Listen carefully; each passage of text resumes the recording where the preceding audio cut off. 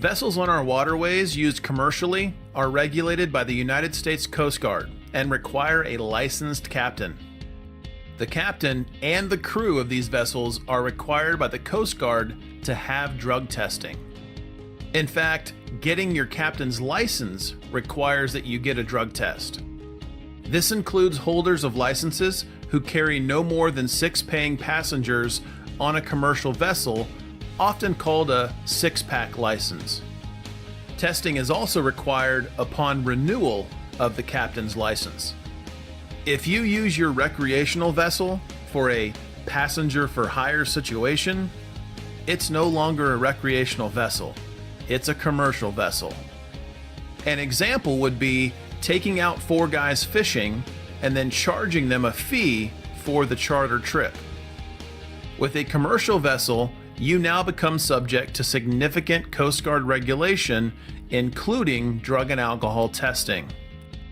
For the captain's license initial drug test or subsequent periodic drug testing, it's important to utilize a professional provider that knows what's required.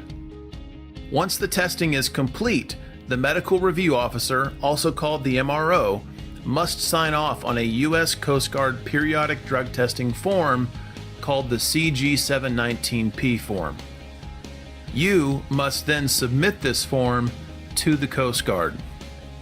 National Drug Screening works with mariners all across the United States, providing the required drug testing and completed CG-719P forms. Testing can be ordered online or over the phone. The only test allowed is the DOT 5-panel test, testing for marijuana, cocaine, opiates, phencyclidine, called PCP, and amphetamines. Marine employers are required by the Coast Guard to have a drug and alcohol testing program, and all crew members need to be a part of the program. Civil penalty fines of up to $5,500 per day can be issued to a marine employer who fails to implement or conduct chemical testing for dangerous drugs or for evidence of alcohol. The marine employer should look to a qualified and professional consortium third-party administrator called a CTPA to provide the drug and alcohol testing program, including the required random drug testing consortium. You will rely on this CTPA to keep you in compliance with the drug and alcohol testing regulations. In the marine industry, failing a drug or alcohol test is serious business. The crew member must be removed from the safety-sensitive position and must start a return-to-work process. A Coast Guard investigating officer will be involved, and a process of counseling and follow-up testing will keep the mariner out of work until the whole process is complete.